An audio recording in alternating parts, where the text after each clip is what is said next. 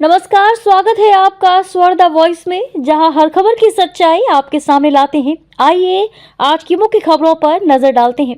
रक्षा मंत्रालय ने 2025 को घोषित किया सुधारों का वर्ष। आने वाले महीनों में सैन्य आधुनिकीकरण के लिए दिखेंगे कई कदम।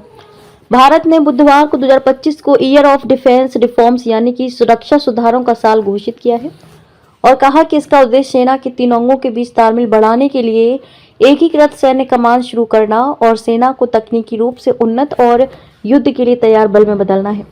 रक्षा मंत्री राजनाथ सिंह ने कहा कि ये सुधार देश की रक्षा तैयारियों में अभूतपूर्व प्रगति की नींव रखेंगे और 21वीं सदी की चुनौतियों के बीच भारत की सुरक्षा और संप्रभुता सुनिश्चित करेंगे। रक्षा मंत्रालय ने जिन सुधारों की योजना बनाई है उनका व्यापक उद्देश्य रक्षा अधिग्रहण प्रक्रियाओं को सरल और समयबद्ध बनाना, प्रमुख हितधारकों के बीच गहन सहयोग सुनिश्चित करना, बाधाओं को दूर करना, अक्षमताओं को समाप्त करना और संसाधनों का अधिक से अधिक उपयोग करना है। अहम है एकीकृत सैन्य कमान मॉडल। सैन्य कमान को लेकर रक्षा मंत्रालय की ये योजना इसलिए अहम है क्योंकि इससे 2025 में सुधार उपायों को लागू करने की योजना का संकेत मिलता है। एकीकृत सैन्य कमान मॉडल के तहत सरकार सेना, वायुसेना और नौसेना की क्षमताओं को एकीकृत करना चाहती है और युद्ध और अभियानों के दौरान उनके संसाधनों का अधिक से अधिक उपयोग करना चाहती है। एकीकृत सैन्य कमान योजना के अनुसार प्रत्येक सैन्य कमान में सेना, नौसेना और वायुसेना की इकाइयां होंगी और ये सभी एक विशिष्ट भौगोलिक क्षेत्र में सुरक्षा चुनौतियों को देखते हुए एक इकाई के रूप में काम करेंगी। वर्तमान में सेना, नौसेना और वायुसेना के अलग अलग कमान हैं।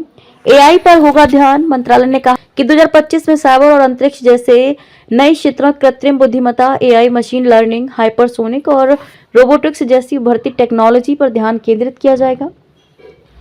रक्षा मंत्री ने कहा सुधार का वर्ष सशस्त्र बलों के आधुनिकीकरण की यात्रा में एक महत्वपूर्ण कदम होगा। मंत्रालय ने कहा कि मौजूदा और भविष्य के सुधारों को गति देने के लिए सर्वसम्मति से 2025 को सुधारों के वर्ष के रूप में मनाने का निर्णय लिया गया है।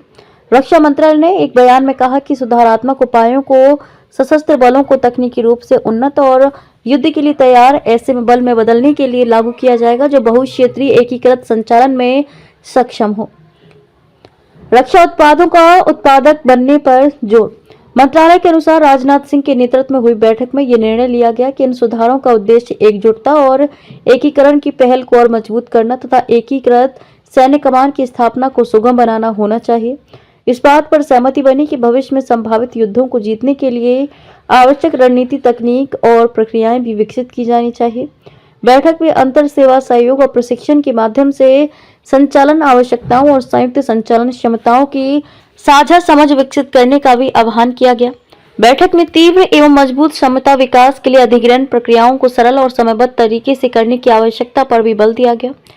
रक्षा सुधारों का उद्देश्य रक्षा क्षेत्र और असैन्य क्षेत्र के उद्योगों के बीच प्रौद्योगिकी हस्तांतरण और ज्ञान साझा करने की प्रक्रिया को सुविधाजनक बनाने के लिए कदम उठाना और व्यापार को आसान बनाकर सार्वजनिक निजी भागीदारी को बढ़ावा देना भी शामिल है।